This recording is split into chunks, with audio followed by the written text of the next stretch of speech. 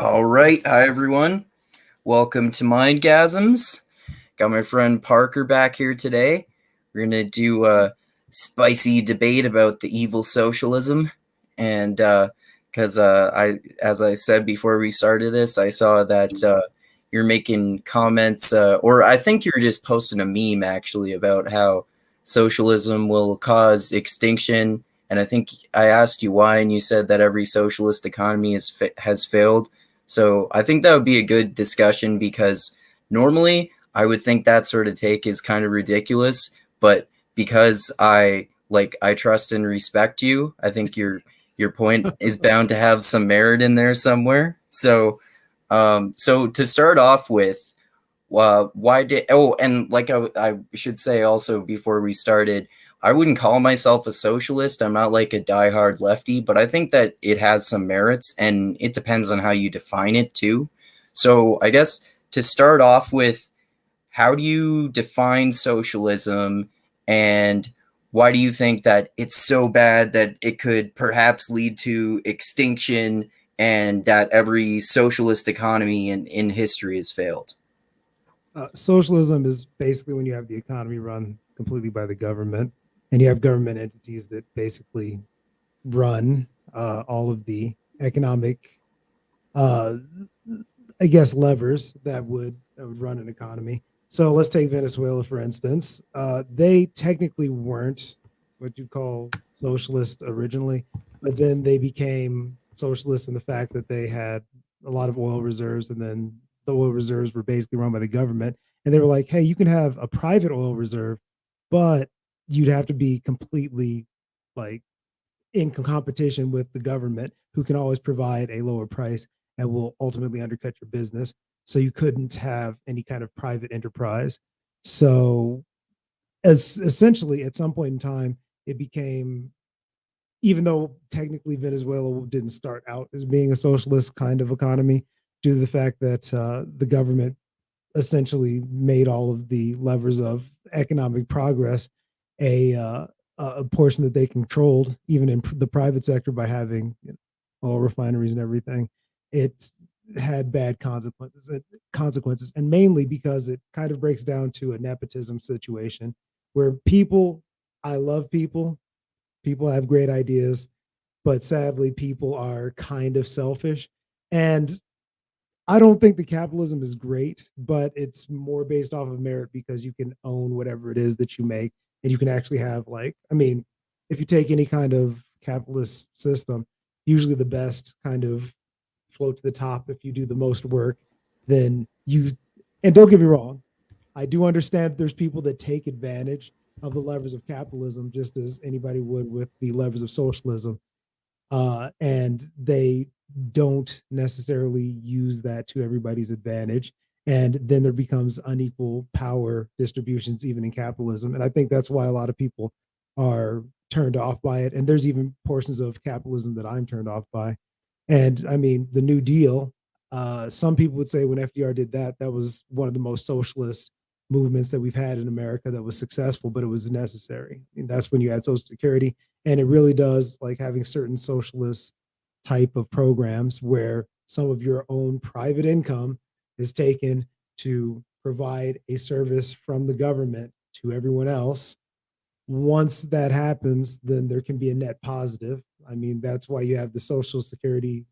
You have, uh, you could even say taxes are kind of a socialist kind of movement, because everybody's paying a little bit of their own private money to have something that everybody says is a net positive for all of society. And you say, well, the government should be able to run that.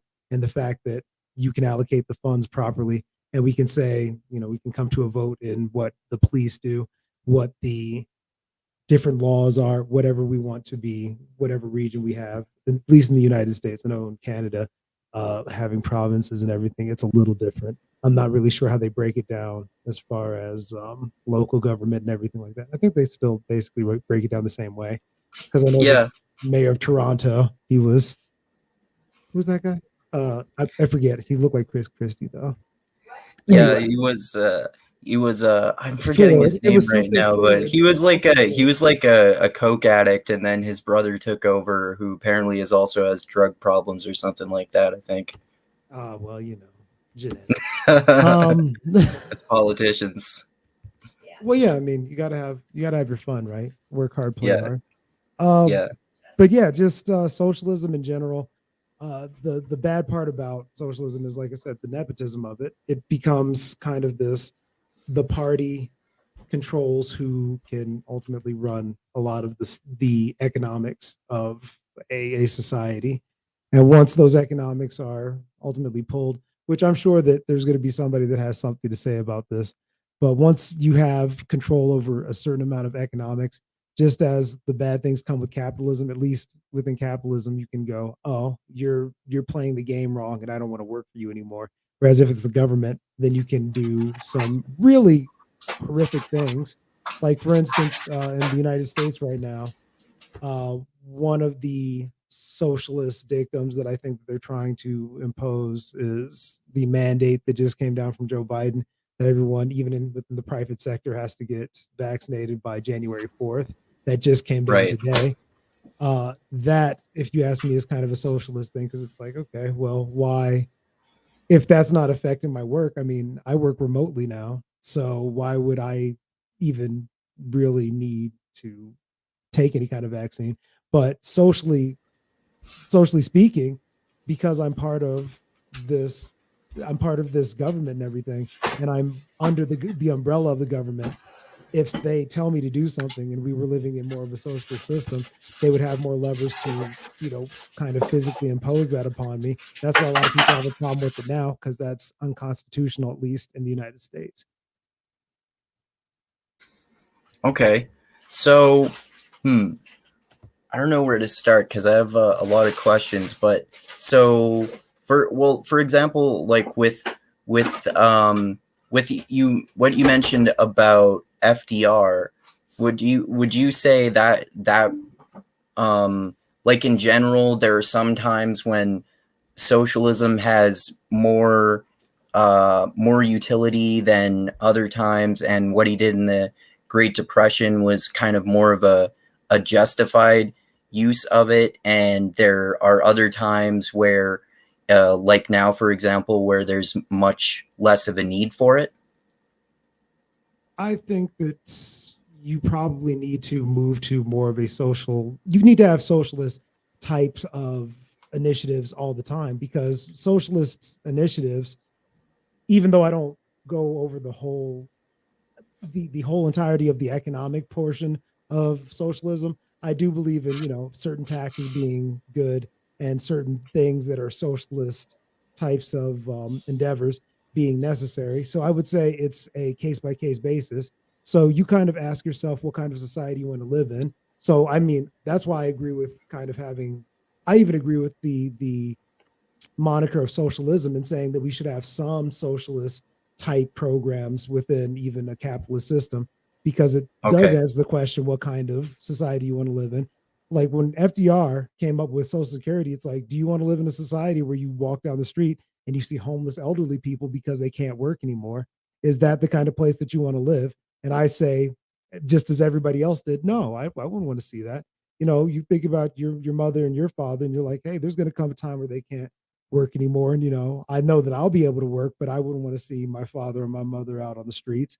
And I'd want to be able to, I don't mind a little bit of my money going out of my pocket to make sure that even your mother and father, and nobody's mother and father, is, sitting out there on the street. That's a good social program. But then there's also negative social programs. For instance, you have the welfare state, where you have people that are just given money, and then you basically do things to stay within the system to have the government give you money. That's where, like, the term, at least in America, it was really popular in the 80s, and then it stayed around in the 90s. But the welfare queen, where you have a woman that has multiple children by multiple men, and then you just collect a check off of all of them, and once you collect that check, you ultimately, you have this pile of government money, and you have a circulation of checks. And don't get me wrong, I think that that's an overblown thing, but the fact that it can happen is something that we should say that's a leak within the boat that we've created. Okay, so I think you kind of covered one of my other questions, which was about taxation and like in terms of like also also in relation, I should say, to some perhaps problems with capitalism. And what you just said made me think about, well, I guess I'll stick with taxes first. So I think you kind of answered my question about whether taxes are a good idea for some purposes and in some situations, because I wanted to clarify that, because based on when we've talked before, it didn't sound like you're, I don't know, like an anarcho-capitalist, like taxation is theft and taxes should never happen or anything like that. So I'm glad that you clarified that.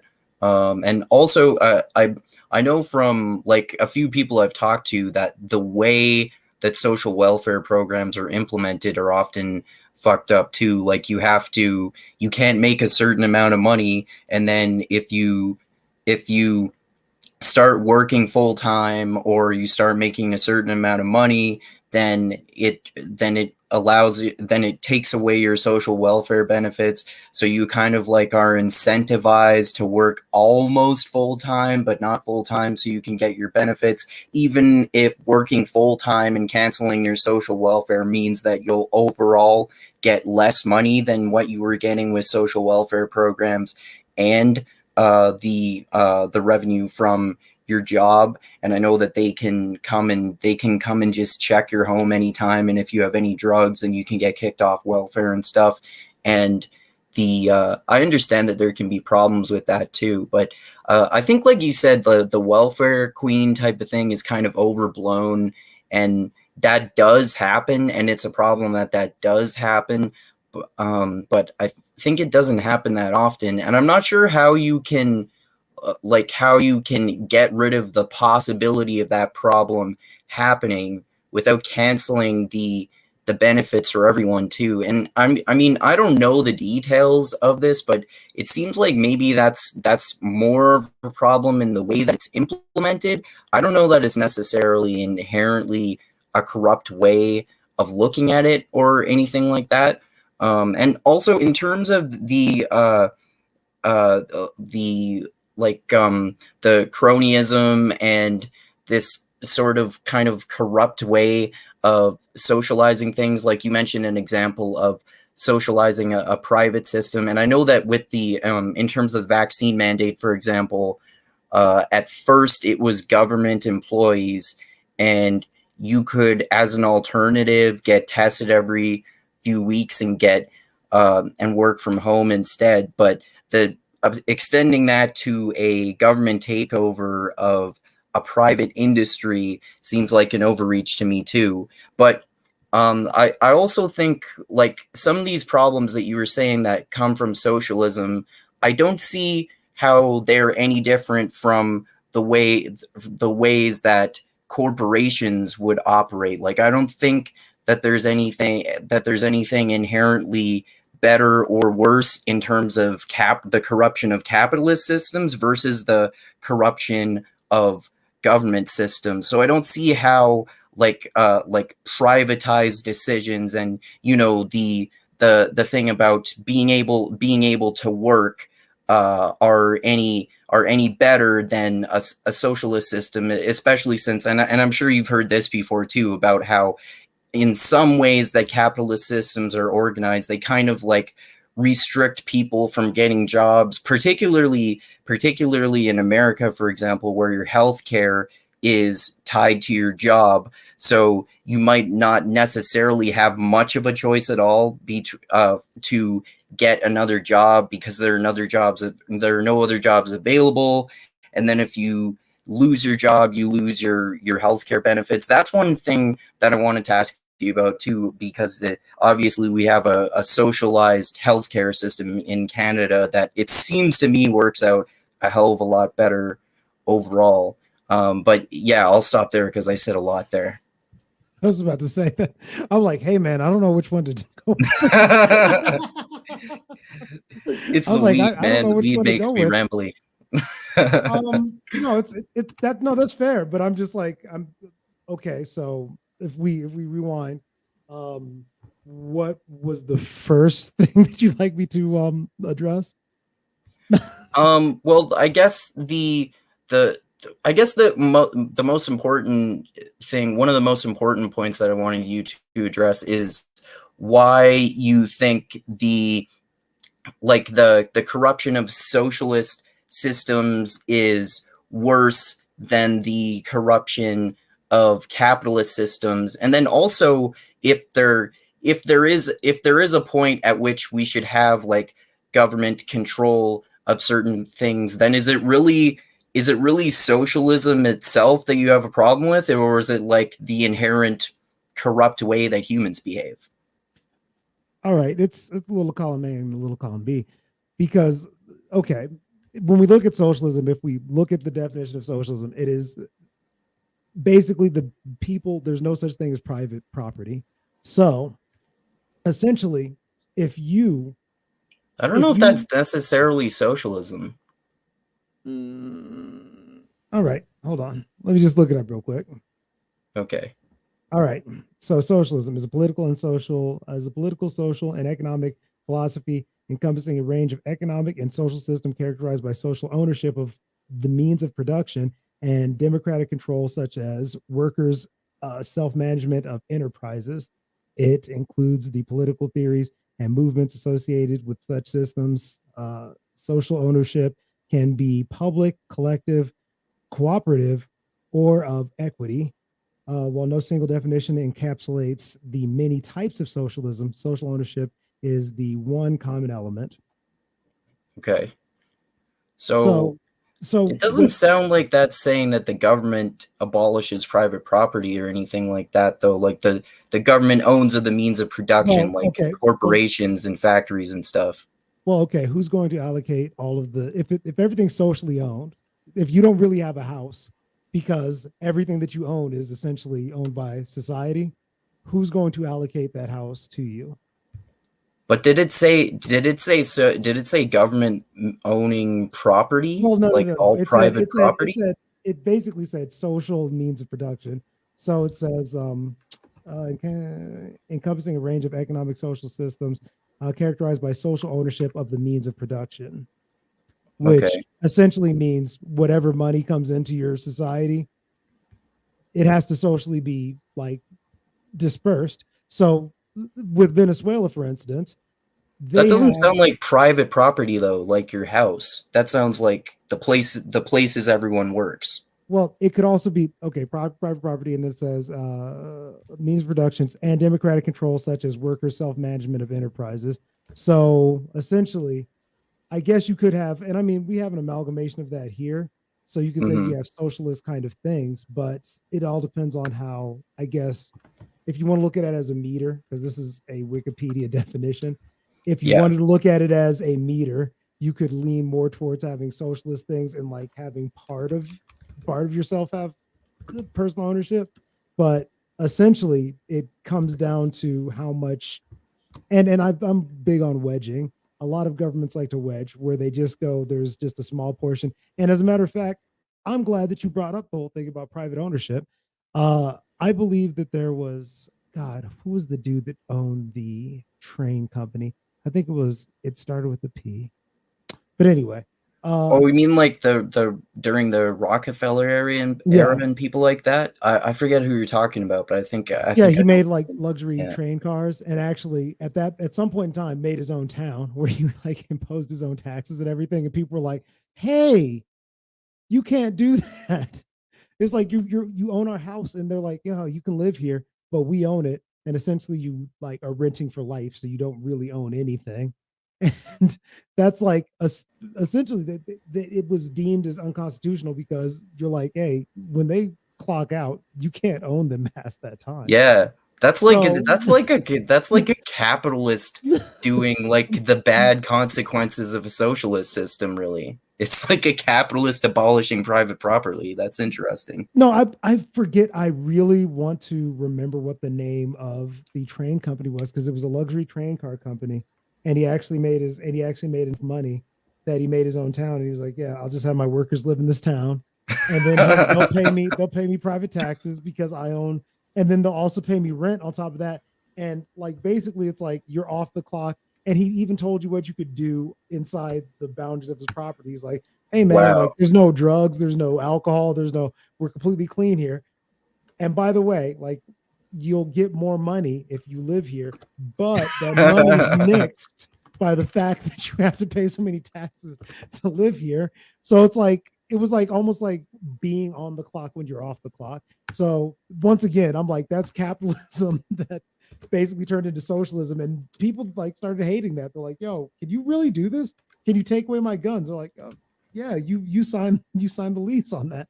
If they say you can't have guns underneath his private property that you decided to live under, it's kind of like having a lease on an apartment. If they say, like we don't want certain dogs, they're like, hey man, then just rent someplace else. Yeah. Yeah, that's interesting. Well, that kind of gets back to one of the things that I was pointing out. Like in my opinion, like I think it's exaggerated whenever people either imply that capitalism can solve all problems and we don't need any government, or in the complete opposite end of the spectrum, government should just do everything and we don't need to have capitalism. Like I think there should be some sort of mixture of both in most situations that should vary depending on the situation. And like I was saying, the corrupt way that the world leaders, or like leaders of government and leaders of corporations, are like similar in corrupt in similar ways, I should say. Like you can look at people like I don't know, like someone like AOC or something. Like I don't think either of us are a fan of AOC, but Or the she's like devil's I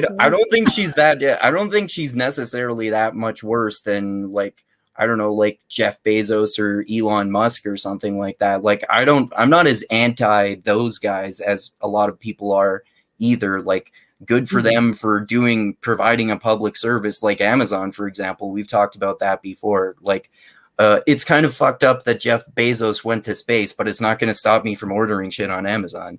I was about to say, I'm like, he made a whole logistic system that's better than any other logistic system that actually changed a lot of postal services. So I was like, I remember there was a time where the U.S. Postal Service, it didn't matter if it was Christmas or not. It was like you were not getting your shit on Sunday. Now, Yeah. now they have Yeah. holiday hours. And by the way, I just looked up the man's name. It was the Pullman Company, and he had Okay. his own town. It was Pullman Town, and you can look up the whole thing. Pullman, Pullman, and like I said, that's another thing that they just said you can't do that anymore. You can't have your own town. You can't. But no, I understand what you mean, because there's nothing wrong with enterprise. And if you provide something, like I don't have a problem with Bill Gates having as much money as he does. Because just the other day I was looking and I was like, yo, man, I was in the doctor's office. I just busted my knee. And I was looking at the computer and I was like, yo, man, that's crazy. They've got like Windows. And I actually work in tech, and I was like, yo, man, I don't have any Windows product in my own private house at all. I mean, I guess I've got an Xbox, but other than that, like as far as my laptops or anything, I only use Windows to like put other operating systems on my machine. I don't ever use Windows to just do things with anymore. And when I Okay. was like, and in my own private life, I was like, Windows isn't as good as it used to be because I don't use it. Then you're out in the real world and you're like, oh, I forgot. Like most people develop their software on Windows. Most people know how to use Windows. Even now, it's like if you want a cheaper laptop, it's got to be a Windows laptop. And most people are like, yo, man, it's not good enough for me to like just uplift everything and then get a MacBook. Mm-hmm. I'm not going to do that. I'm just going to like deal with what I need to, and then I'll just have this Windows machine. And if he Right. provides that and people like it, then big ups to Bill Gates. Well, this is something we should get into also. The like I think people get way overboard when they say like abolish all billionaires shouldn't be allowed to exist or some shit like that. I personally think that people should be allowed to make as much as money as they want to, as long as they do actually pay taxes. And that's one of the big problems with people having so much money, that I think people have some merit when they criticize that, because a lot of rich people, like especially billionaires, they can hire all these expensive lawyers to find tax loopholes, so they end up functionally paying no taxes. So it doesn't make sense that the people with the most money pay the most taxes, and maybe they should actually pay more taxes into the government system in that way. Well, I mean, the thing about it is you could technically do that as a regular person, but you don't have accountants. You don't have people that go like, oh, move your money to like offshore accounts. You don't have ways to like hide your money from the government that you're in. So it's ultimately anything that becomes a tax issue. And this is the problem with taxes. It no longer becomes an issue of we need to tax this portion of people. It becomes let's squeeze the people that do pay taxes, i.e., the middle class, into submission so they can never get to a point of being amongst the elites. And then there's this big separation that happens. So I don't mind when people like actually are held accountable for what their money does. But if we still want to make everything free, we kind of have to let them do that. Because I mean, for instance, we've got a bill here now that's going through the Build Back Better bill, and that bill has in it that if you have a transaction or anything comes in or out of your account that's more than $600, then the government can tap that and they can check what that money was used for. And the thing about it is, it's like I'm not a rich person, but like that's pretty low. So if you take that away, it's like some people would say, okay, well, that makes sure that everybody's paying their fair share. But it's like, okay, but if you get to that point, right? Because the thing about it is it becomes a game at some point once you get like, I think probably once you get past $1 million, it becomes a game with like, so how can I move this money so this million stays mine and nobody touches it? And I still love this country and I still love the fact that you can do things, but you did work for that money. Okay.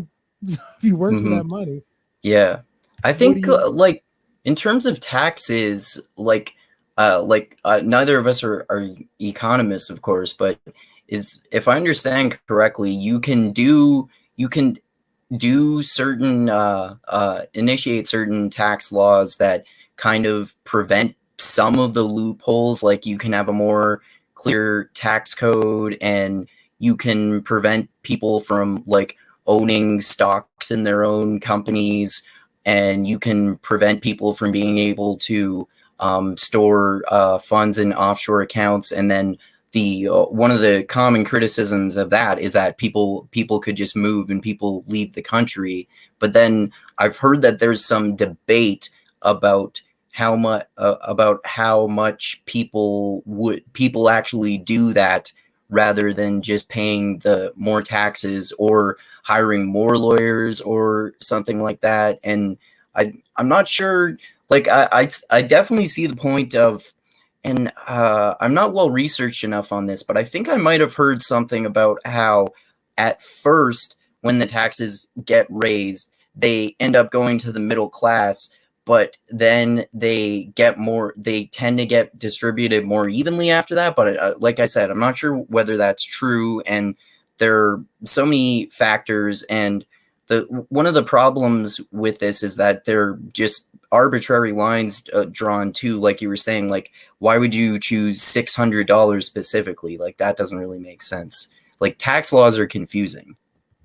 Oh yeah, and I mean the thing about it is it's like unless you watch every penny, I mean that's why money laundering, like the fact that money laundering can exist should let you know that like you can always move your money. Like think about that. You can actually have a business that does nothing and just exists and could be completely paper and nobody could find out about that shit for years. So if people can do that with illegal drug money or whatever, illegal money, whatever way it's gained, whether it's drugs Or or what or arms, like illegal arms. I used to work for a painting company with a guy that just paid people in cash under the table, so he wouldn't have to report his earnings. Correct. Like you can do whatever. Okay. So you can do whatever. And the thing is unless somebody has a microscope on you, you can always find a way to move that money. And if you're really rich, you'll always find a way to go like, listen, if we just move more money, it's like, all right, fine, then it's cool. Like I'll pay some taxes, but I'm always going to move more of my money someplace where somebody can't take it, because once again, when we talk about it, it's like, I did earn that money. And if I want to take it, if I want to like put it in a Swiss bank account where nobody can ask any questions about it and it's just real hush hush, then I'll do that because it's my money. If I have enough money to actually move it over there, then who's to say that I can't do that? And if you say that, like we think you have more money than that, I was like, prove it. You'd have to watch me so close. And even if you did watch me close, like it's illegal to look at me that close because I have that freedom. I think that one policy that I've heard proposed to account for that, though, is to tax people based on their income rather than their earnings, I believe. So then it's like you can't exclude, I don't know, like money that you got and then donated to charity immediately, or assets that are not liquid that are tied up in stocks or hedge funds or something like that. So that's maybe like one of those policies, along with another few things that could maybe try to account for this. Like do you think that this sort of thing is even inevitable? Like when people have enough money, they're going to be able to game the system to their benefit, no matter how many of these other sort of laws are implemented? Oh yeah, like life is a game. Like everybody plays to basically get whatever they can at the end. So if you have to move, you'll do whatever you can, especially if this is the game of life where it's basically life or death and winner takes all, and people play the game that way. So if there's any way to game any system, people will do it. Like that's why the whole thing that started this conversation was socialism, right? And it becomes nepotism at some point in time. So like if we take any socialist system that's ever happened, like the most recent is Venezuela, right? If it was the capitalist system, it would be okay, we have the best people and we know it's the best people that are doing the best job, because at the end of the day, more people are buying our product, which means that we're better than all the other products at the end of the day. So as far as oil and everything, that was what Venezuela was doing. And that was what their big means of production was.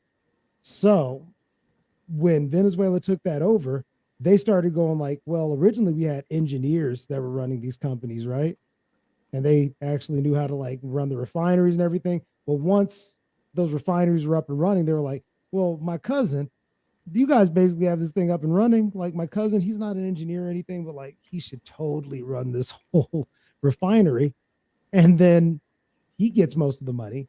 So it becomes this whole thing where it's like we're distributing money, but like he's higher up in the company and he might even be an owner in the company, even though he doesn't know shit about oil. It's only because the government allocated the shit to him and allowed him to take all of the money and all of the spoils of that, because they own that means of production. And even if he's a shit person that doesn't know how to run any kind of oil refinery, we'll just give him money because whatever. And then if you don't get the same kind of responses you did before, he can always just offload all of that responsibility onto, it's like, well, the workers just aren't working as hard as they used to, or we just, for some reason, they don't like the way that I'm managing things, but I'm your cousin, so like let's just put the hammer down on them and like send them to the gulags because they just don't want to work hard enough. So like that's just Okay. So like that's just the way it ends up being, and that's the way almost every socialist system has ended up implementing their shit. And then if anybody goes like, hey, like I think you guys are fucking up, maybe we should take it back and it should be back in the private sector, and they go like, well, we got these guards here and I think maybe you should shut up. And that's just the end of it. Again, though, I don't think this nepotism is any different from that in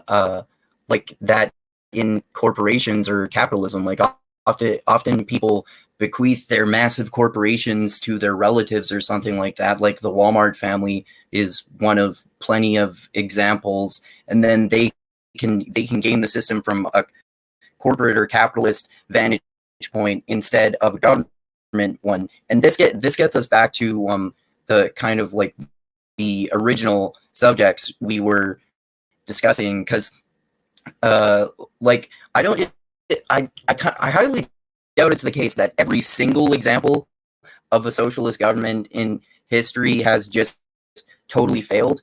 And like we talked about a few of examples of course, like the more socialized healthcare system in Canada. It seems to work a lot better than the one in the US. And then also, even if it does end up like in a bad situation, I don't see how, like, this is the original hyperbolic statement that got me thinking about this debate that you made, that like socialism will lead to extinction of the human species, like this super hyperbolic thing. I don't understand how you get there. Okay. Well, the reason why is because it's like little steps. Like, and I would say when you say a socialized healthcare system and you say it's better, like what do you define by better? Because the thing about it is like, well, the like people don't get bankrupt from bills. People don't die because they can't get health care.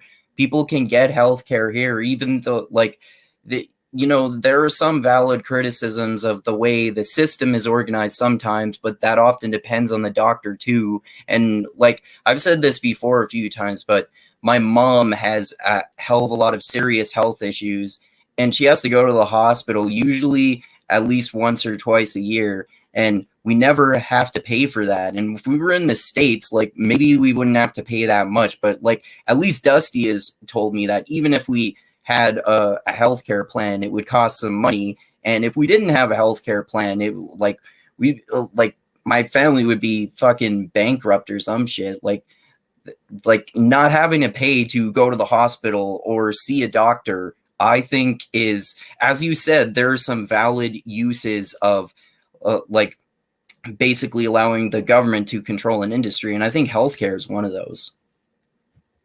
The only problem that there is with that is the wait times, and the quality and your choice of doctor is basically the only advantage. And I will tell you that's we do have a broken healthcare system. I was a biomedical engineer. That's what I went to school for. You think you have more choice of a doctor? I believe you do. Like here, only because I've heard from most people that you have less choice of a doctor because they have to be in your network or whatever. It all depends, because the thing is it depends on if you're willing to pay the money, because you always can get private health care. If there's somebody that if you want to pay the money, you can always pay the money. That's what I'm saying. As far you as you can get private health care here too. Just most people always go with the government option. I mean, I'm not sure. I don't know how the Canadian system works, and I will say that a lot of people do become bankrupt because of what we have here. And I'm not going to say that we have the best. Like I said, I used to be a biomedical engineer. I know that we have a broken healthcare system in the United States. We definitely do. The only thing that I will say is an advantage is the fact that if you really do want to pay that money, like I said, if you want to pay that money, you can privately go to whoever you want to. And if you have a job and you have a job that does well, you can always just go to a different job if you don't want that healthcare that whatever job you have like giving you. And I know that seems flippant, but at least you have a choice. And my whole thing is I'm like, it might not seem super fair, but at least you're not relegated to just having like one central way of doing it. And I'm not taking that away from anybody that like needs healthcare. I know that that's a big problem. And I wish that things were more affordable. It's just unfortunate that they aren't. I mean, and I agree with you. If there was a socialist system that actually could be implemented fairly for healthcare here, that would be one thing. The only problem is it's just the biggest problem with Americans is we're individualists. So when our individualism comes to our fellow man, it goes, all right, to what extent do I have to give up some of my freedoms and some of my money and some of my resources to make sure you're doing okay? And a lot of Americans have a very hard time with that, me included, because it's like, where do we draw that line? Well, the Canadian healthcare system, even though you pay for it through taxes, it also costs less than the American healthcare system, and you get more people treated, and you don't have people declaring bankruptcy from healthcare bills or like dying because they can't get treated because they don't have medical care because they don't have a job or anything like that, though. I mean, that sounds dope, but I don't know anything about the Canadian healthcare system. So that's one thing about it. It's not like totally, it's not like 100% socialized. Like I said, there is the option to pursue a private option. It's just super expensive. I mean, it's super expensive no matter what you do here. I mean, like I paid a lot of money even for. I mean, I just had knee surgery, and that was crazy. It wasn't even a major knee surgery or anything. It was crazy how much I was like. You just get surprise costs. Just be like walking around one day and they'll be like, a bill, yo. I thought I paid these people forever ago, or I thought my Yeah. insurance did, and then you find out that you so don't have insurance. That's like I know there's a lot of people that deal with that, so I know it's a problem. My only thing is I'm like, how much do we as a society need to pay collectively, especially when you've got, because there's a lot of people. There's a lot of people in the United States. There's a lot of people everywhere. And the fact of the matter is it's like allocating the kind of money that it would take to take care of everybody. I know for a fact that there's a level of selfishness that I know I have where I'm like, I would be willing to out of my paycheck to make sure you're okay. I would be willing to pay maybe like $100. But then if you get over $100 worth of sick, yeah, we got to start negotiating. I was like, when they started talking about death panels here with like the Obama administration with Obamacare, I was like, well, when you start talking about my money too, I'm like, 65 is a lot of life, man. Well, that reminds me of like one of the other things you were talking about, because you were saying like you're not against taxation or social welfare programs in principle. So like with the example you brought up where adults after a certain age they get free Medicare, like how come you're for that, which is like kind of a step towards a socialized healthcare system, but not just the full everyone can see a doctor and go to the hospital for free, which again, it's not totally socialized. And because of that, there are some more lefty Canadian politicians who are talking about like the government paying for pharmacare because you still have to pay for your own prescriptions or get insurance for it, and you have to pay for anything to do with getting glasses or seeing a retina specialist or physiotherapy or seeing the dentist or things like that. So basically the only things that are covered are going to the hospital or seeing a doctor. My thought process on that is once again, how much does your society want to really put the burden on? And when I say old people, like that's past the age. We all agree that once you get to a certain age, you shouldn't really be working like that anymore. It's too taxing. You should probably just be at home, just like bouncing like grandkids off your knees and then just dying. That's the end of it. And when we originally had the Social Security program, people were only living to like, I think you only got that at 65, and they were like, the average when people were dying is like 55. So, Right. That was when it came out. So the whole purpose behind it is it's like if you can pull your own weight in society, you should. And it's kind of like back to the Reagan quote where it's like, or not Reagan, it was I don't know why I thought Reagan. I think it was JFK that said, "Not ask not what your country can do for you, but ask what you can do for your country." Oh yeah. So essentially, it's like, what can you do to basically work until you can't work anymore, and then just save up and not be a burden to everybody else. And then when it gets to that point in time where it's like, listen, you paid into this system for so long, you've paid into it for, if you've been able to work since you were what, like, let's say you're 18, all the way up until you're like 65. So you've paid in like what, like that's like 47 years. You've had 47 years of payments that you've been making, that you've been paying for everybody else to like be able to do this. Now you get to ride off into the sunset, baby. You've made it. You weren't, and at the time when it was made, it's like you've made it 10 years longer than most motherfuckers that are walking around. Isn't that great? Cool. We'll give you 3 years worth of money. And then yeah, exactly. And we don't have to pay for you anymore. Then they started going like, holy shit, people living into like 90 and 100 years old.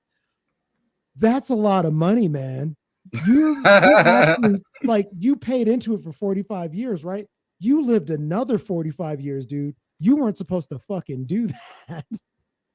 And that's, you have to start making those questions where you start going like, do we need to restructure this? Because it's like, I don't want people to start like living on the streets, but I also want to pay for these motherfuckers, man. That's what I'm saying.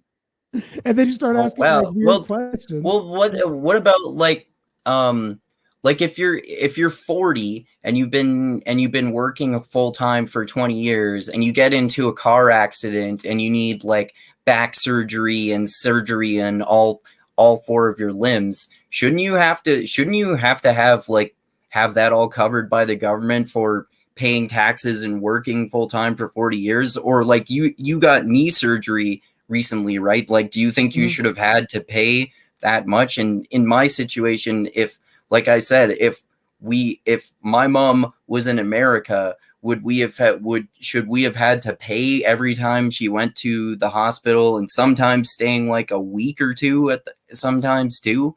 Like, what do you think about those situations?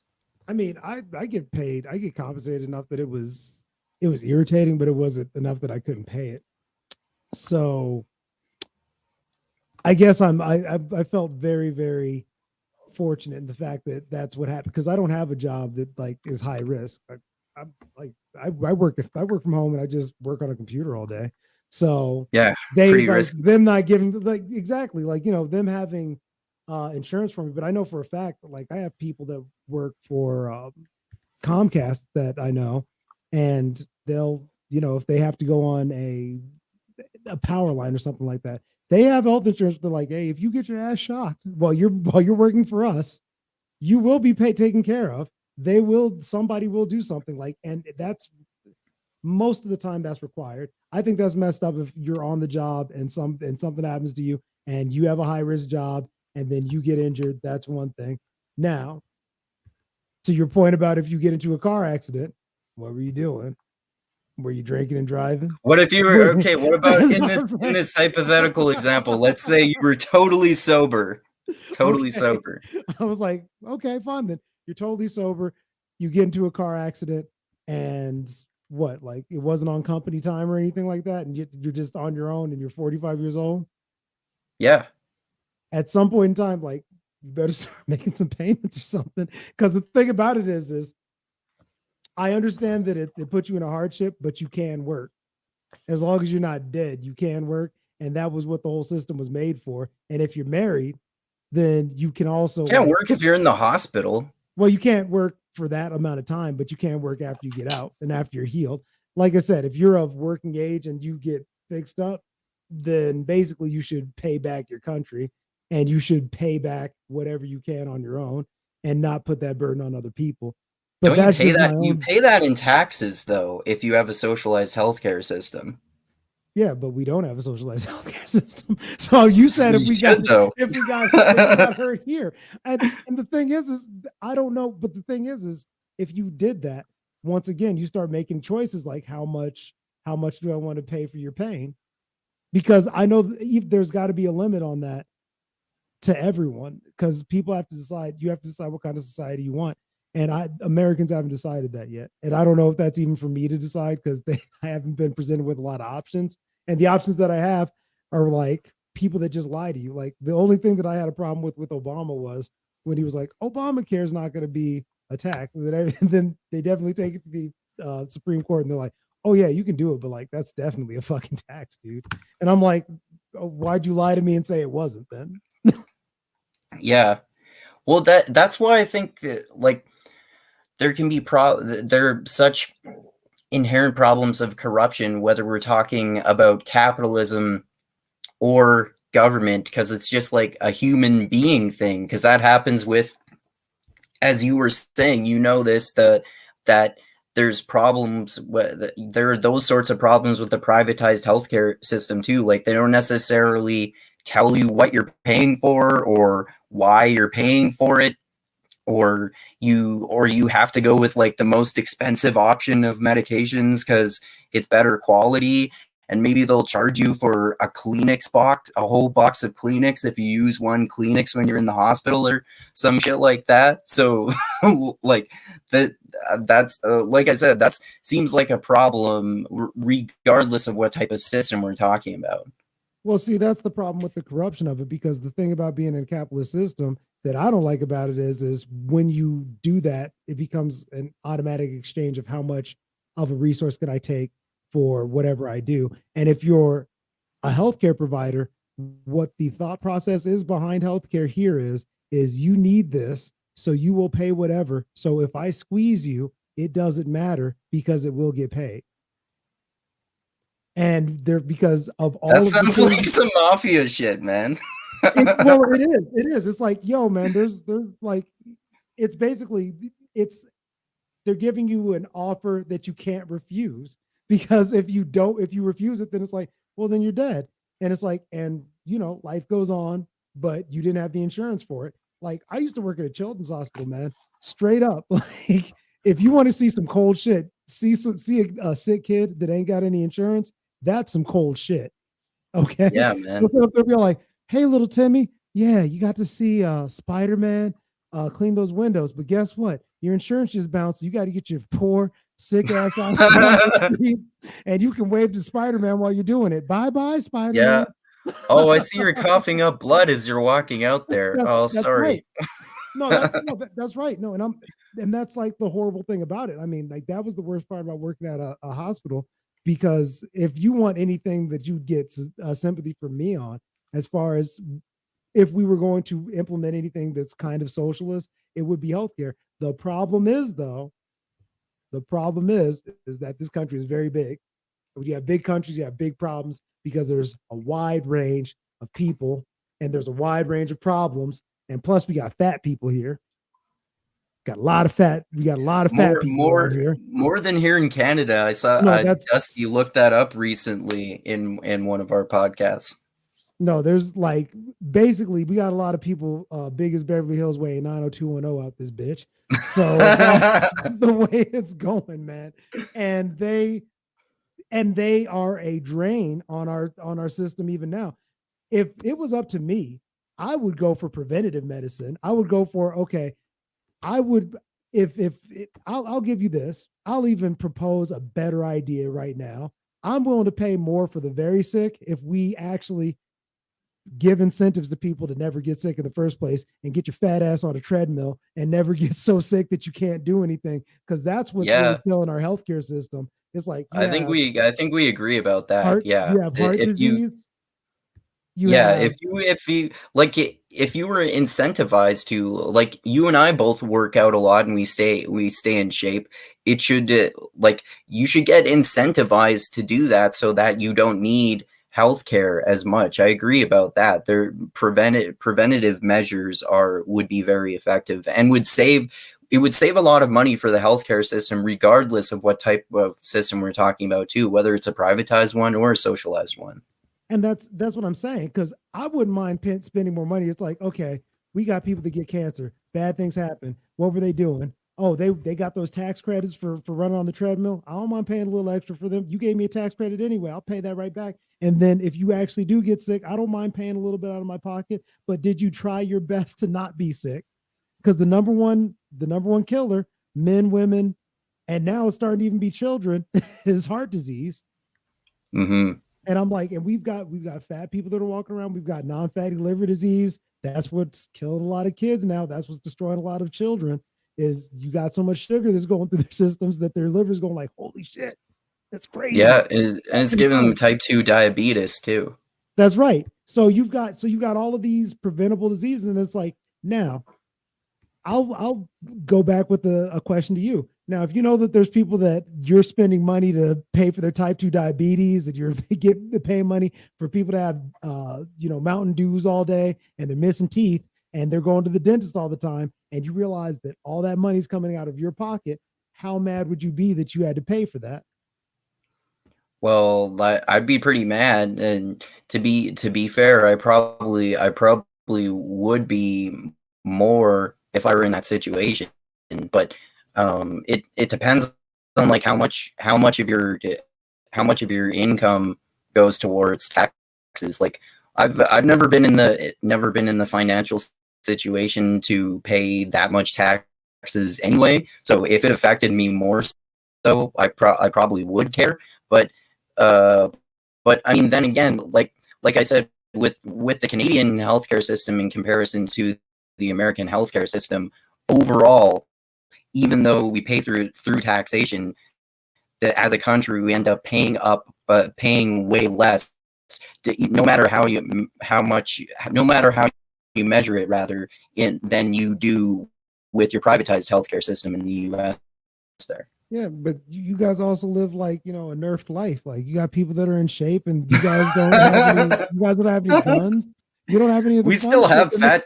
Well, we have just as many guns. We just the problem with like gun death, I think in America, is more like the gun loving culture, or like this hyper individualism, being like, oh, you insulted me, I'm gonna shoot you, bitch. Because we have like proportionally roughly as many guns here in Canada, but most people just like use them for hunting or some shit like that. Like there isn't this.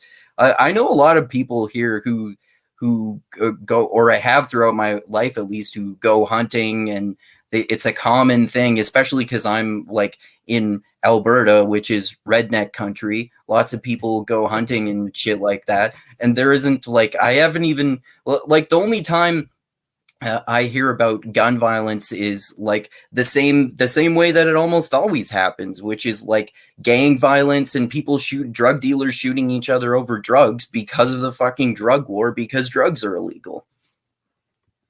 Yeah, I mean, there's something to be said for that too. I mean, that's changing a lot here. I mean, I know that there's tons of states that are decriminalizing magic mushrooms now, along with, you Yeah. know, they've already made medical marijuana. That's basically kind of state to state. I mean, when they started doing that shit in Alaska, I was like, oh man, nobody Yeah. even cared about Alaska, and they're smoking weed up there, And which I was like, yeah, you might as yeah. well. Like, what is And cold all the time? weed was federally legalized here in Canada in 2015, I think.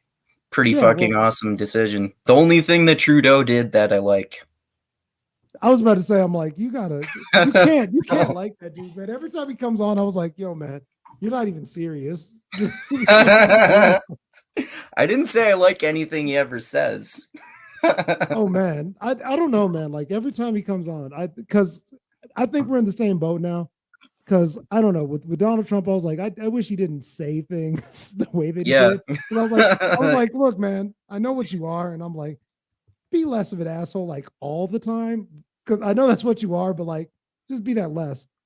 But I wasn't embarrassed by him. Like now we're both in the same boat because I feel like Biden's doing some very embarrassing things, and Trudeau comes on and it's like on par, but not the same kind of embarrassment. It's more like wokeness embarrassing. That's right, where it's like that's what he does.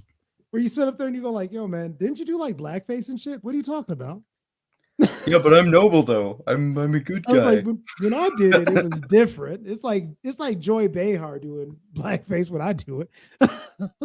Yeah, exactly. It's like, you know, that was yeah. noble.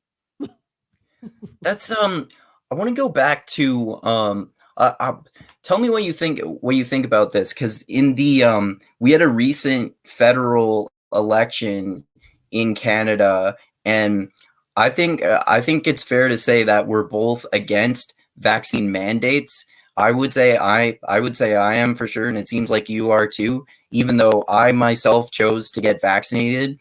And the person I voted for was the Green Party candidate, because but mainly the main reason I think it was good that she was so concerned about the environment, but I respected her answer on the question of vaccine mandates the most, because she was against vaccine mandates, which I found surprising because she's a lefty. But she also she said that she's against vaccine mandates because she was for educating people about the science of vaccines, instead of doing that, because she was talking about how particularly Native people or Indigenous people, who are like the equivalent of Black people in Canada, in the sense that they've been fucked over by the government, by like medical companies experimenting on them and shit like that. Because of that, they have understandable reasons for being hesitant about taking the vaccines. So educating them would address the root of this problem, rather than putting a band-aid on it by saying everyone must get vaccinated, which I think is like a fucked up thing to do, to mandate that everyone should get vaccinated. Oh yeah, I mean, and I kind of agree with it just because of the same reasoning. If you're black or if you're an indigenous person, you know that when medical companies come around or when the government tells you to take something, it's not necessarily for your best interest in the first place, historically speaking. And basically, every other vaccine could stand up on the merits of the outcome, like polio, right? Like, take the polio vaccine because do you see anybody walking around with any fucking crutches anymore? Well, Yeah, congrats. exactly. That works. Okay. And then it's like, hey, take this vaccine for tetanus. Get your tetanus shot. It's like, well, why should I get my tetanus shot? I was like, do you see anybody walking around with fucking lockjaw anymore? Well, congrats. That's because you got a tetanus shot. And when you talk about COVID, right? Or would you talk about, well, I guess I should have just said that because it's going to be on YouTube, but my bad. Anytime you talk about the bug, right? If you talk about the bug and getting a vaccine, I don't know why it's like almost like this polarizing thing where it should just stand up on the merits of, hey, my dude Roy, he got the vaccine, and you know what? Everybody else around him, they were just sick as a dog, and he didn't get sick. Now it's like Roy got sick. Well, what happened to him? Well, he got COVID. Didn't he get the vaccine? Yeah. That's just the end of it. Oh, well, that's not like the thing about the vaccines though is that even if you get COVID after you've gotten the vaccine, like if you look at the like the majority of scientific studies about it, that if you get the vaccine, you're much less likely to get COVID, and particularly even more so if you do get COVID, you're like I think it's like 90% at least less likely to get hospitalized and die from COVID if you get it, if you've gotten the vaccine, than otherwise. Like that's one of the main reasons to take it. It's not as it's that it'll give you less severe symptoms and prevent you from dying from it. I don't fuck with no condoms on, man. I'm willing to take the risk, man. Fuck condoms. Yeah, if the girl's okay with it, right? No, Do no, you no. have anything? I'm No, just me neither. Oh, okay. no, I was about to say that's just I was like, I live my life on the edge. Like if I want to take the risk, then let me take the fucking risk. Like that's my thing. Like like like what you basically said was just like, okay, if you want to be guaranteed to like all the only guarantee that I have is that maybe you might get less sick, okay? If you Yeah. do get it. Well, and Like also I not and it's forgot to not mention you're less likely to pass it on to someone too. Like particularly with my mom who has so many health problems, like I'm around her a lot and I want her to have less of a chance of getting COVID too, because she's the type of person where she could die from COVID, like perhaps even if she has been vaccinated. I mean, I don't know. well, then don't hang around me because I'm not, and I'm not, I live alone, and I'm not gonna get, and I'm not gonna I'm get not against I'm not against vaccinated. hanging out with unvaccinated people. Well, that's Like well, that's like my friend who I hang out with all the time. I never even asked her whether she got vaccinated or not because I feel like if I get vaccinated, that makes me more protected against people who have COVID. And I'm not gonna get all fucking political about COVID and start like demanding that people get vaccinated or some shit. Like that's one thing that annoys me, like about people getting vaccinated. That like you don't have to fucking politicize it to the point that you're either pro-vaccination, you're pro-vaccination across the board. Everyone should get vaccinated, and you're an awful person, and you're condoning murdering people if you don't get vaccinated, or all the way on the other end of the spectrum, COVID is a hoax. It's the government just trying to control you, bro. like that's what like killed me. Like I got into science because it was like there was no politics in it. It was like, okay, you have a problem, and then there's just an answer. But now science is now they've turned a personal opinion into science, and I blame like people like Fauci. Like when you look at Fauci and you're like, hey man, he's got my best interest at heart. And then you find out that he's like one of the people that actually like funded research into the very problem that we have right now.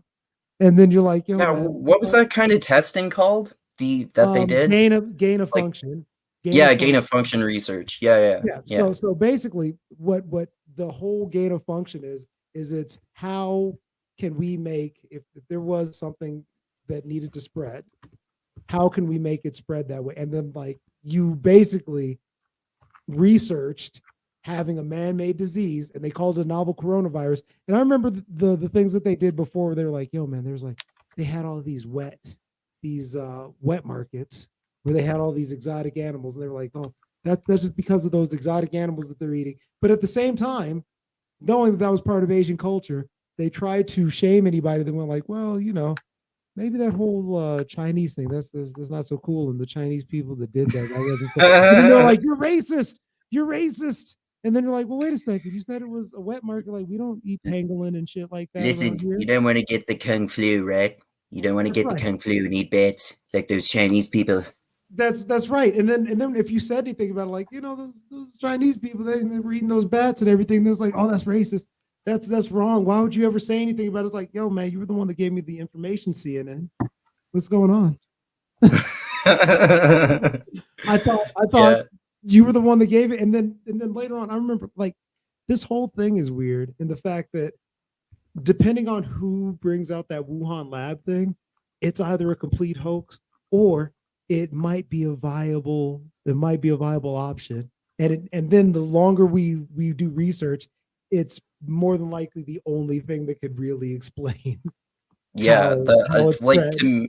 to me it seems like it's increasingly likely that it at least came from a lab. I mean, I think it I mean I'm not an expert of course, but it seems I wouldn't be surprised if it was like America working with China doing that gain of function research in a lab, and I think I had heard that it was a lab with bats in it too. So it's like they were experimenting with a virus and a weaponized virus on bats in a lab in the place where they were doing research on it, where they said that it had originally leaked from wet markets. And I mean, that becomes easy to say if you say no, it didn't come from that lab, it came from the bats over here. Yeah, and you know what really fucks with you when you know that the people that are telling you this are the ones that are also advising on how to fight the very disease that they made. So what irritates me the most about it is that you have Fauci that sits up there and they're like, we funded this. Let's direct them on this. So like first, don't wear a mask. All right. Well, I was afraid that everybody was going to buy all the masks. So now you need a mask. Now wear two masks. Like, doesn't that seem like somebody that's just fucking with you after they find Yeah. like they're just like, yo, man, uh, look at how fast I can make. It's almost like the ice cream truck driver. Have you ever like remember when they had the ice cream truck driver, and then he used to like drive, and it seemed like you drove a little faster when he knew that your ass wanted some ice cream, and he would just look back there. He's like, look at how fast I can make these motherfuckers run. Look at them. They need this ice cream. You see how bad they need this ice cream? Yeah, I'm gonna just speed up a little bit. That's what Fauci felt like he was doing, just to fuck with us. He's like, hey man, I know you want to be well. How about you wear a mask? Oh shit, they wore the mask? No, take the mask off. You don't need that mask. No, put the mask on. Put two masks on. Yeah, look at you, you little bitch. And now look at them. They're Yeah. yelling at each other. They're yelling at each other for not wearing the mask. Isn't that fun? On a Yeah. disease that I I think that made. I think this is another thing that people like politicize and get too extreme on either side of the debate.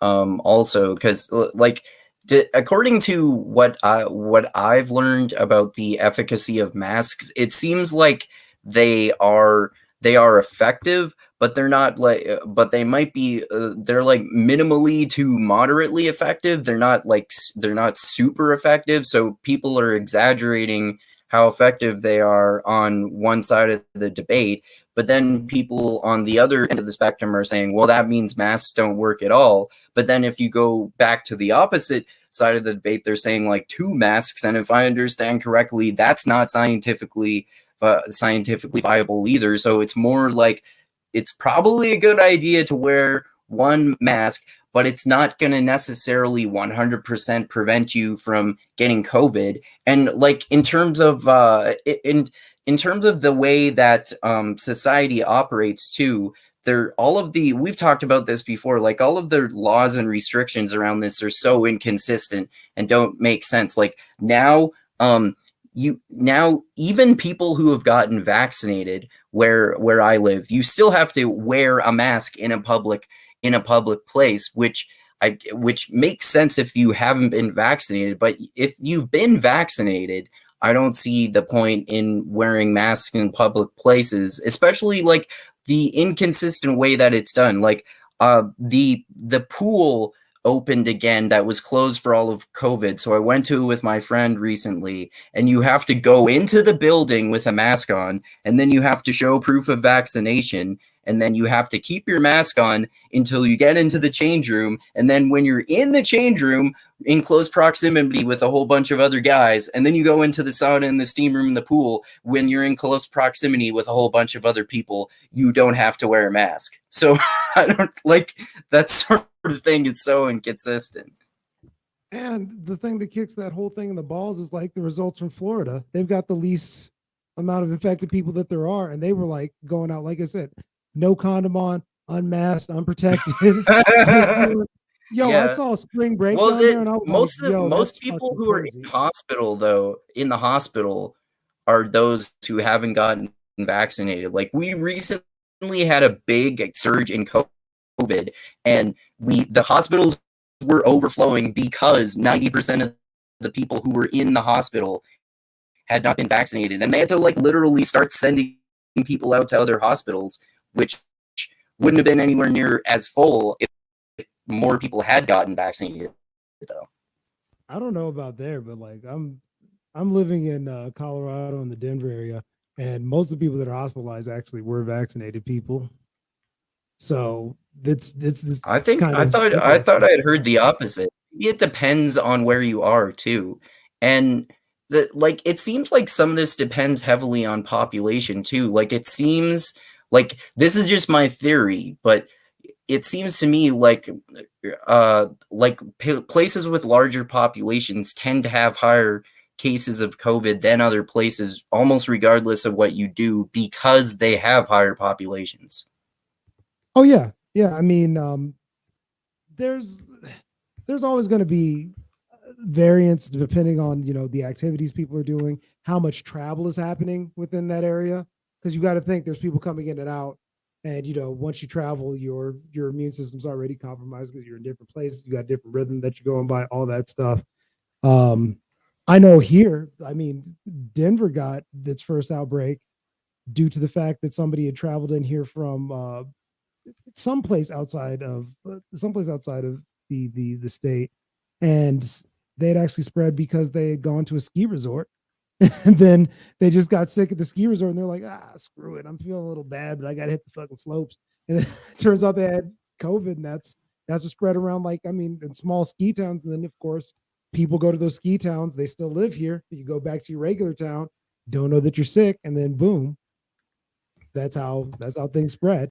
And I mean, they that can tracked it and happen. everything. They tracked it and everything. I mean, they were like, this was patient zero, and then from patient zero, everybody that was around patient zero started getting super sick. And that was that. And it's so I would hate to be a fucking politician right now, because no matter what you do, you're gonna piss people off, and people don't stick to policies. Like I almost wish then, and I say almost because I'm fairly anti-authoritarian in nature, but I wish like here where I live, I almost wish I like I said, they had stuck to like more restrictionist policies at first, so that they wouldn't keep like flip flopping back and forth. Like it's been like, I don't know, 8 different times where they're harsher restrictions, and then they open things back up, and then they close things because there are more COVID cases, so they restrict things more harshly again, and then they open things back up, and they've just been going back and forth so many times. It's so fucking annoying. Like, hey, let's open shit up, okay? But still social distancing though. And then people are so tired of all these restrictions from COVID that they're like, nah, fuck that, we're gonna go have parties, bitch, and then more people get COVID, and then they're like, okay, well, I guess more restrictions now. It's such a clusterfuck. Well, at this point in time, I just say go with the Israel news and just go with natural immunity, man. Like if you can't beat it, just, I've heard that that's exaggerated. Like, and I've also heard that that is a study that hasn't been replicated, and that there are replicated studies that show that natural immunity. I think it's that natural immunity protects you more than the vaccine, but for a shorter period of time than the vaccine does. So for a shorter period of time, it does, but then that drops off, and then it doesn't protect you at all. And the vaccine protects you a lot more after that period, because you can lose your natural immunity. Don't have any access to studies, but I heard the exact opposite. I heard the vaccine actually only protects you from one strain, whereas you could basically, like any derivative strains of the virus could be. No, it still protects you against like the Delta variant too, but with a lower percentage, and the lower percentage is still higher than if you had not gotten the vaccine. I'm not talking about natural immunity in that case though, but it hasn't the Israel study not been replicated though? I have no idea. I just heard about it in Israel. I actually just read the Israel study and heard about it, and then I just kind of glanced at it once. I wasn't trying to go into any real detail with it. Okay. But yeah. My thing is what's do you know what actually makes the Delta variant the Delta variant? Because I don't actually know what the significant difference between the Delta variant and like the regular version of the bug is. I don't really know the details other than that it's supposed to be more severe. That's all I know about it. I'm like more severe, like what? Because my thing is, I'm like, what is it? Like more severe symptoms, and you're more likely to die from the Delta variant. I think something like that.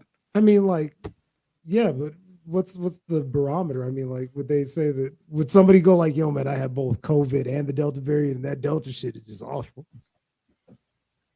Like, I think so, but yeah, I don't know that. I don't know how much worse it is. I really have no idea. Well, I don't know. Like, if you take a test, how would they be like, "Yo, you don't have just regular. You don't just have regular vid. You got that Delta vid, bruh."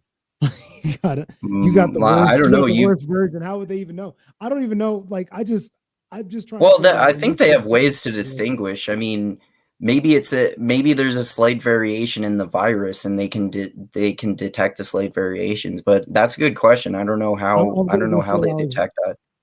I'm gonna go full Alex Jones. I'm gonna go full Alex Jones on this one. I'm gonna just go. I don't think there's actually any difference at all. I think they're just trying to control you for longer. Yeah, they're interdimensional child molesters just want to kidnap your children and suck their blood. It's definitely interdimensional reptilian pedophiles, and they're trying to take your kids. They're trying to take your kids. They're trying to take your guns. Sandy Hook was a false flag. I'm gonna have to eat my family sometime soon. I've got the documents.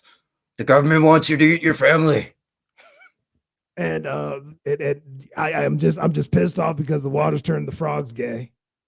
Yeah, it's turning the freaking frogs gay. They want the frogs to be gay. It's unnatural. I can't keep up that voice. But the problem is it's just I don't like the fact that they became authoritarian, and I think they're the powers that be liked of the fact that we all jumped. I mean, I never thought. Who are they? Who are they? I would say in America, definitely a lot of the Democratic politicians, because I mean, people were patting people on the back for being more authoritarian than ever. Cuomo, before Cuomo, like got basically embarrassed. Embarrassed is putting it lightly. Well, basically got embarrassed out of his post. Okay, before that happened, people were sucking that dude's dick, and they thought he was the greatest governor of all time, even though he had the highest body count and had the most draconian measures, only second to California. which also wasn't doing well. And they also had draconian measures. So you had people that were sitting up there going like, oh my God, I can shut down a whole. And the worst part is they were shutting down the city and shit, and they were able to do whatever they wanted to. Like you saw Newsom. That's why I was surprised that Newsom didn't get recalled in California, because he was out almost every day. He was like, "Hey, stay inside. Make sure that you make sure that everybody is nice and safe. Make sure that you're being a good citizen." Right? He was saying that every day, and as he was saying that, oh my God, oh my God, he went out and he was having all the dinners he wanted on tape. And then afterwards, after he got caught, this is how gangster the dude was. He was like, "Oh man, like, I make mistakes just like everybody else." I was like, "Yo, you were finding people, dude. You had people open up a restaurant just for you, bro. And you Yeah. were sitting close as fuck with everybody. You didn't have a mask on. You were out there just barefoot. Once again, no condom, just out there, just Yeah, unprotected, yeah. raw dogging that fucking air, bro." Yeah. And you It's made like everybody else feel like an asshole. how Nancy Pelosi went in secret to see a hairdresser before the vaccine and no one was wearing a mask, right? Yeah. There's Well, that my sort thing of is thing too. the thing that I don't like is when people impose rules and then they're like, and people are just gonna listen. And then when they get caught, not even a sorry, not even a okay, you know what, I messed up. It's You know okay what? for me. They were like, listen, peons, you don't know what's going on. I'm Nancy Pelosi. I need my hair done. I'm Gavin Newsom. I need my dinner. Like, what are you talking about? Not go out? Like, that's for you, not for us. Like, and they did Yeah, that. And then that entire time people were suffering. There were suicides. There were people that were like just not doing well. There were kids. I'm so glad I'm not going to school right now. There are so many kids me that were too. behind that were just Yeah. like, I was like, look, man, imagine losing a whole year. You used to socializing, used to be with your homies, whatever, used to going to a class and actually sitting down and having a different level of pressure. And then you have to shift your whole shit to just being at home and doing homeschooling. And you might not even have that great of a home situation anyway. And your only reprieve was to get out of and get to school. I know that there were tons of people that would have turned out to be awful people if they had to be around their family all the time. Yeah. And school was their only reprieve, and they took that away from people. And they made people uh basically desperate. And I didn't like the Mhm. fact that they did that. And when you put the Delta variant in, they're like, see, the danger's still out there. And they shift the goalpost, and you saw how much people were jumping. I Yeah. didn't even think that people would jump as much as they did. I didn't know that there'd be people that panicked as much as they did. Yeah. Well, I totally agree that like the way this has affected the education of kids is fucked up. And I think that like kids are not very at risk for it, of course, either, but I think the reason that they've shut down schools and stuff like that is to prevent more adults from getting it too, because you had that recent case, I forget what state it was in, but where that teacher, she had kids there with masks in class, and she took off her mask to give a lesson, and then several of the students in that class got COVID, and then went home and gave it to their parents. So that's why it can get complicated too, because like you can get crazy. Like there's some people who are trying to get vaccines for kids under 12 right now, which I think gets crazy. And then, like you said, you can have the negative effects of just making, especially younger kids, like 5-year-olds who are just fucking restless, make them sit in front of a computer for 8 hours a day for their education. That's fucked up. But then at the same time, like, I don't know. Like I said, I wouldn't want to be a fucking politician right now, because like you're gonna piss off people no matter what you do, and uh, like you want to also prevent kids from going home and giving COVID to their parents or their grandparents, like the example I just told you about too. Well, I mean, that's why we have people. The personalities that we have in politics right now are all because you have to be kind of a sociopath to be a politician. because you have to cut off that, because no matter what decision that you make, you know that there's going to be somebody that has a problem with it, especially if you're like a president or something like that. Because you can look at Trump, you can look at Biden, you can look at whatever decision that you make, you know that there's half of the people are going to hate you for making that decision. And Yeah, they'll be yeah, like, you're the worst thing that's ever. Because this is the thing. There's some people that, like, we were talking about socialism and the welfare state, right? Like, let's say that you implement something, you go like, listen, federally, what I think you should do is I think you should stay inside, and we're going to impose, like, you could go the full Biden route where you're like, everybody needs to get vaccinated, or you don't get a job, you don't do, and this is the best thing. And there's certain people that are going to go like, yes, that's the greatest thing ever. Because you got some people that are like, yeah, if you don't take the vaccine, you should just die at home, and that should be the end of yeah. it. And That's fucked up. I was like, wait a second, what do you mean? I don't want anybody to fucking die. I was like, just like drink some Yeah, tea or something. You know what I'm saying? Like, go outside. yeah. I wasn't saying Like you're gonna die. I told you that too, right? Like I have I think I've told you before, I have some like uber lefty family members and I got vaccinated twice and I still think like I'm alarmed by some of my family members' responses to like people who don't get vaccinated. Like one of my family members the other day, they went to the grocery store and they told me they saw some guy without a mask there, and he said, I just wanted to go and punch him. I'm like, you want to go and punch him? What the why? Like, you got vaccinated, you got a mask. Like, just stay away from the guy, man. Jesus. Well, then I was like, and that does what? This is what I don't get. There's like there's saber rattling that's going on that's so hard that I'm like, can you live in the same country with people that like dislike you to that point for just not wearing a mask? Because I was like, for just not wearing a mask, because you kind of, people have taken that as like you saying you're super on my side or you're super not on my side, just Yeah, by looking yeah, at something as simple as a mask. And now we've gotten to the point where that we're primed and seeing, like, if you go to a stadium with a game or something like that and you look for people that are wearing your jersey, we're like, who's wearing my jersey out in public? Who's yeah, wearing the exactly. jersey? And when Yeah, you go like, you're wearing my jersey, you're like, you're my people. And now that I know you're my people, I know that I can stick with you, and I know you're on the right side of history, and those other people, they're wrong. And then I don't like that on either side, because I don't go out and wear a yeah. mask because, like, have you seen my face? Why would I deny everybody of this? But I digress. If I see somebody that is wearing a mask, I might sit and I think to myself, I'm like, okay, that's hyper vigilant, but who am I? They have the freedom to wear a mask if they feel like they're scared or whatever. Like, whatever, just as long as you don't touch me or anything like that, and you don't say anything to me, and you don't go like, you're a piece of shit for not wearing your mask. Like, if you say something, I'll be like, it's okay, fine, whatever. Like, just buy your groceries, go to your movie, whatever you're doing, just do that. And you don't have to we don't have to talk to one another. We don't have to do any of that. You can just be as scared as you are or as confident as you are not wearing a mask, Yeah, and you can live your yeah, life.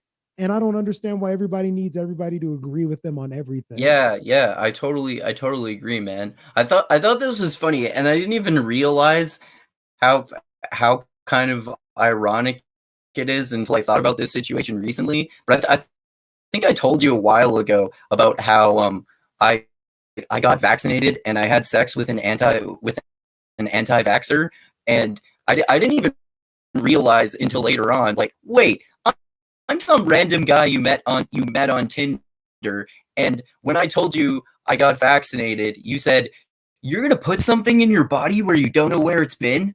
Why'd you put my dick in your body? You didn't know me until like 5 minutes ago.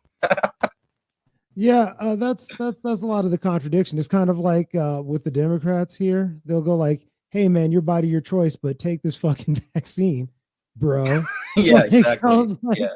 all right, or cis, because apparently all I have to do is just say that I'm a woman, and then all of a sudden I'm a woman. So Oh yeah. Yeah. Yeah. I'm not gonna get an abortion or anything like that.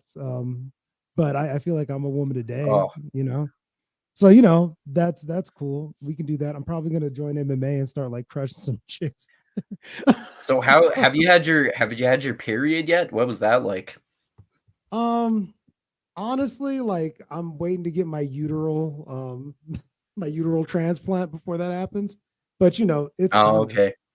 But as soon as Oh I get man. my uterus, I'm gonna get pregnant, and then I'm gonna get that motherfucker aborted because freedom. Yeah, better start complaining around women when it's your time of the month. Better make sure you complain a lot.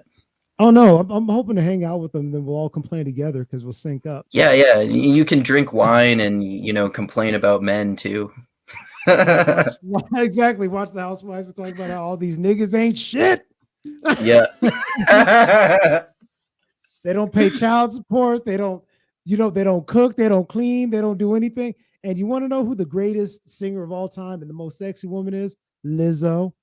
She's delicious with her big fat ass. Oh, okay. I thought you were gonna say R. Kelly because No, no, no, I, no. R. R, Kelly's the best. Yeah, totally. Yeah. R. Kelly. I don't know, man. People, when he went down, I was surprised. I was surprised by how fast and how swift that was, and I was surprised they got him with. They hit that boy at the Rico, son. Yeah. I was like, what? Yeah. Oh, it was so funny. I was arguing with people because I was saying, look, I'm not defending him being like a rapist pedophile, but what does canceling his music have to do with that? Nothing.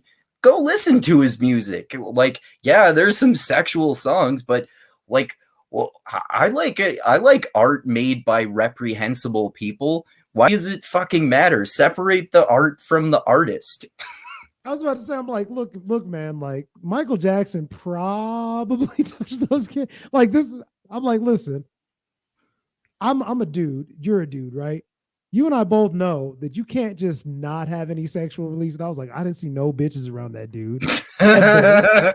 But you know what I Yeah. did see around that dude all the time? Little Fucking kids. kids. So I'm just saying. And like, let's put it this way: like Hugh Hefner. Hugh Hefner was the pimpest of pimp dudes, right? He was into women so much he made a whole mansion that was like, this mansion is just gonna be bitches all Yep. day long. Bitches. What did Michael Jackson turn his house into, dog? We're gonna have children come That's here right. to play.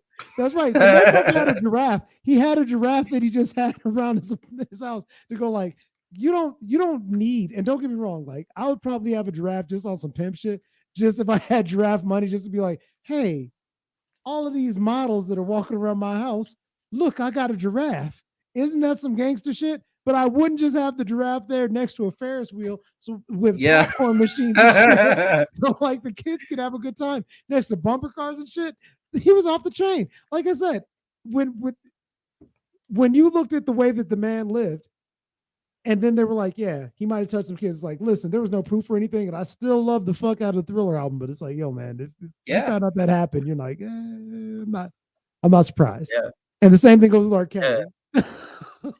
Yeah, this cancel culture shit reminds me I'm sure you saw that shit with Dave Chappelle recently, right? Like with his new special. That shit Oh, fucking pissed me off too. Like people are calling him or transphobic when the only serious part of that special was when he told the story, which made it the case that this was the only comedy special that I've ever seen that made me both laugh hysterically and cry a little bit, because he told the story about his transgender friend who he was mentoring and giving spots to whenever he was in town, who killed herself, probably largely due to people telling her to kill herself on Twitter and telling her that they would kill her because they offended everyone because she defended Dave Chappelle. Like, so fucking stupid.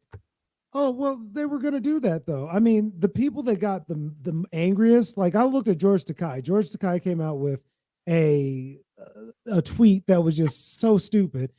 He goes this, and the tweet goes, "Yo, if he had talked about any other group like the Jews like that, it would have been awful." And I was like, did you watch the special?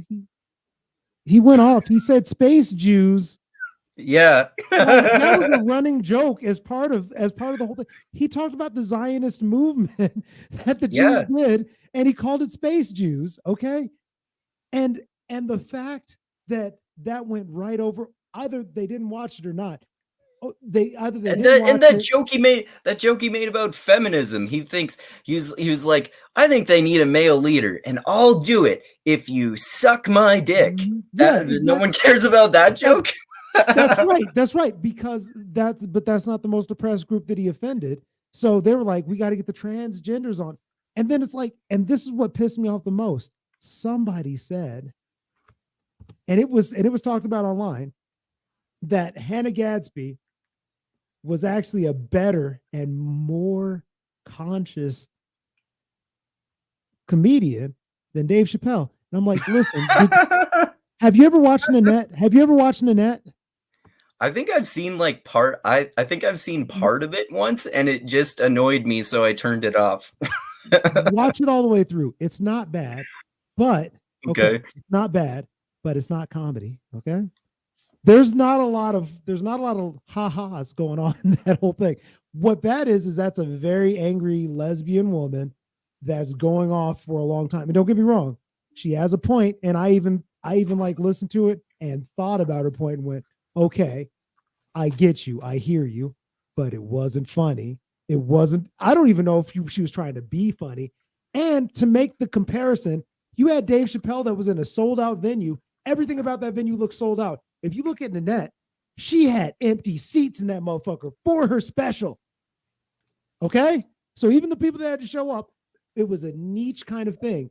To even compare the two is like, that's like blasphemy, but that's the kind of people that are critiquing it. So basically, what I'm trying to say is the people that are critiquing Dave Chappelle either didn't watch his shit or they don't know shit about comedy. And if they do know shit about comedy and they still do it, they're being disingenuous. Yeah, I Because agree. Totally. actually the woman that ended up, or was it a woman? I think it was a man. It was a woman that looked like a man, and she came out and she had some of the most racist tweets ever. The only reason that I give her a pass, kind of, is because those tweets, they were racist, but they were funny, man. They were funny. She like had one where she was like, I'm standing behind this Asian nigga. He's got a fat ass. Direct words from that tweet. Okay. He's looked like a bitch from the back. And I was like, holy shit. That's I was funny. like, you know what? Maybe you can critique comedy because that's some funny shit, yo. But why are you gonna? I just don't like the fact that you critiqued for what you critiqued it for. It was like, oh, it's so bad. Dave Chappelle made all of us transgender people feel so, and he's so bad because of this. And did you know that? And we had to walk out of Netflix. I was like, listen, man, you work at fucking That's a Netflix. great imitation. It sounds like a 5-year-old who's confused about what they're mad about. Exactly. Well, you had to be because I'm like, listen, you work at fucking Netflix. You work at Netflix, okay? There's a lot of people that are out there. man. They're That's right. There's like three, and Netflix was so nice. They didn't even go like, hey, shut the fuck up and just like don't come back to work. They got exposed and everything. Like, you can still work here, but we're not taking the special off. Yeah.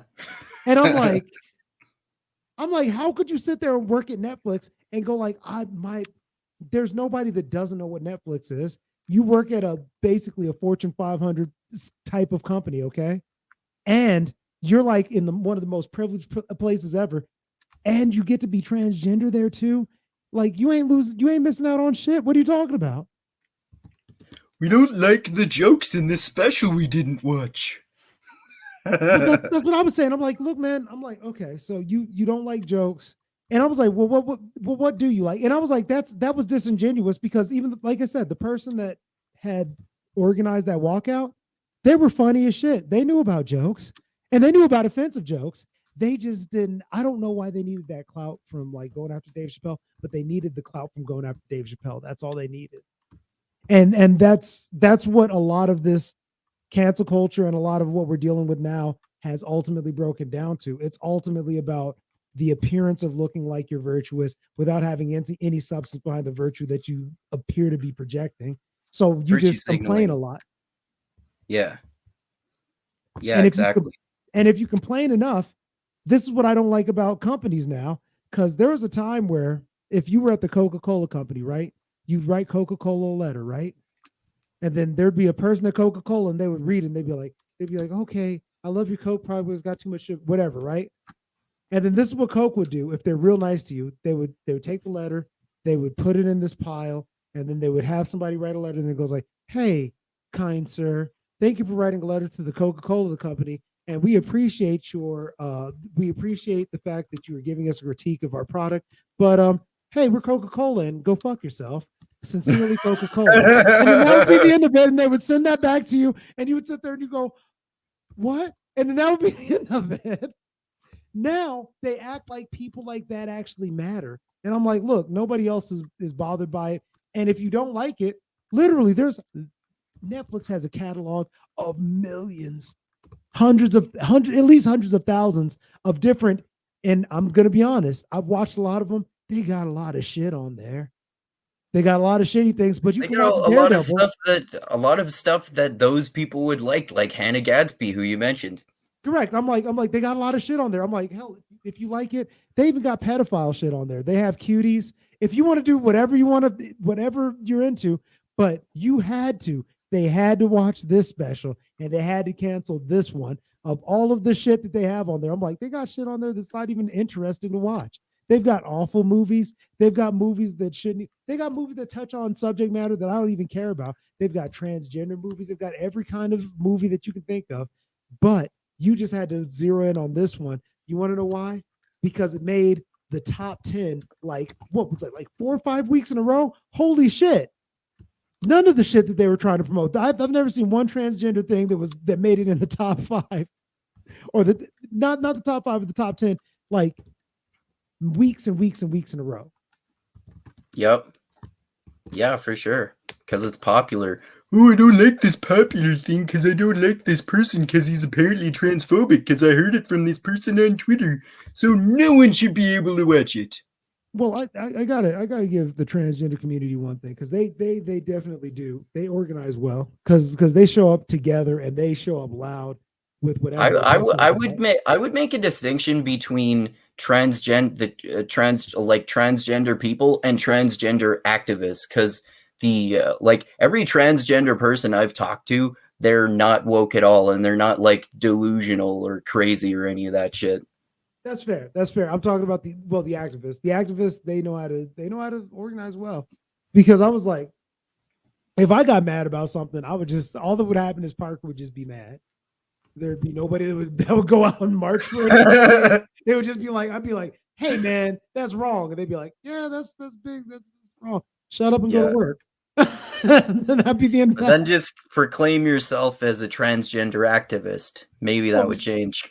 Well, maybe. And then all I have to do is just go online and get a Twitter account and then just go like, hey, I'm tagging Netflix. Did you know that they whatever? And then, somebody that's just as crazy as I am will come along and like pick up the moniker, which that just seems to be the way that things are now.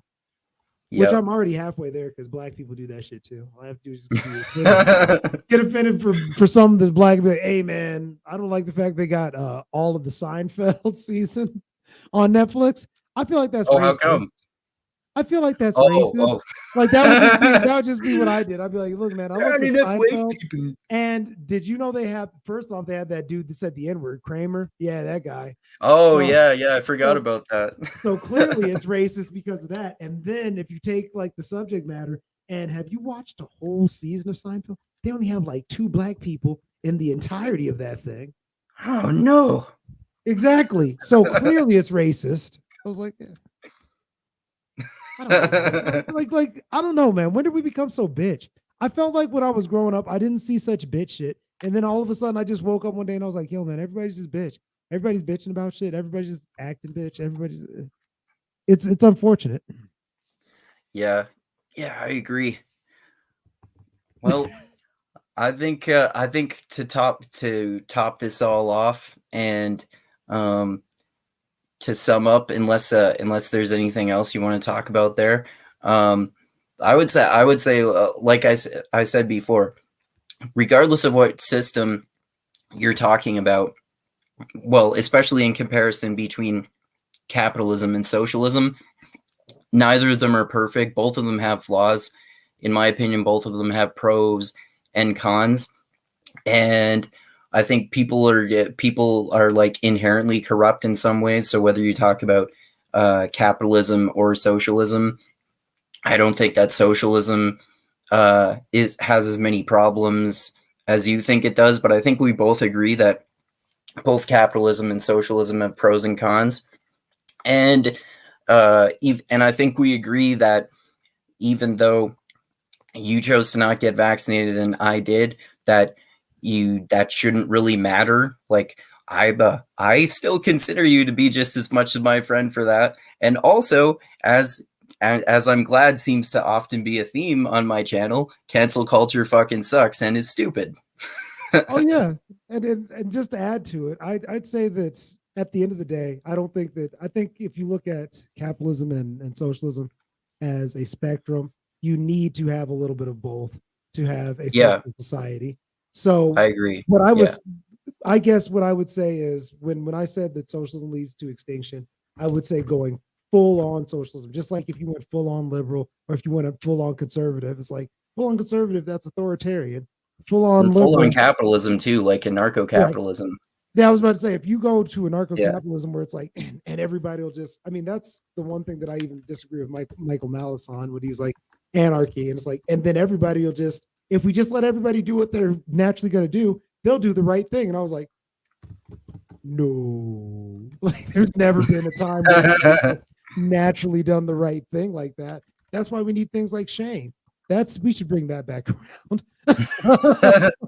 Not in the cancel culture way though. That's all about shame. Well, I mean, like we need to bring back shame, but like shame that makes sense, because what cancel culture does is their shame would be like, all right, if we had this conversation and I was like, I think socialism leads to extinction, and instead of you going, let's talk about it, you just go, you're obviously a racist or a sexist or whatever, and then that's the end of it. Then that's the kind of shame they do. That's like McCarthyism with like a different name. Yeah. It's like instead of calling you a communist, they just come out and they just go like, "Oh, you're a bigot of some sort." Yeah. Yeah, exactly. Therefore, you can say nothing good. Correct, and you don't stand for anything, or you're a Trumpite, or you're just a bad actor, and clearly nothing can ever come of you, you poor bad actor. So like I said, shame within a community is like, hey, you fucking kicked that kid, you kicked that kid in the groin, and I saw you, kid, and I don't really like that. You know what I mean? Like that's the kind of shame that you need. Is like, I'm gonna tell your dad about that because you know that was a punk move, right? That kind of thing. Yeah. Like that's the shame I'm talking about. Community shame. Yeah, I see what you mean. Yeah. That would be like way more useful than cancel culture, I think. Correct. You know, like I said, like when somebody would tell, you did something bad outside and they tell your parents about it and they're like, hey, listen, man, we don't want that around our community, and you know you're better than that. You know you come from good people. Yeah. Yeah, exactly. All right. Well, yeah, thanks for talking with me, man. This is always fun. And I'm glad that we could have like more of a conversation that, as I expected, than an acrimonious debate about this. So that was good. And I'm glad that we talked about cancel culture and COVID and that stuff too. And like I said before we started this, you and Dusty and I should do another book chat soon. And you were saying you had been reading Dune Messiah anyway. We should talk about that second Dune book, Dune Messiah, sometime soon, like maybe in a couple weeks or so, if that sounds cool to you.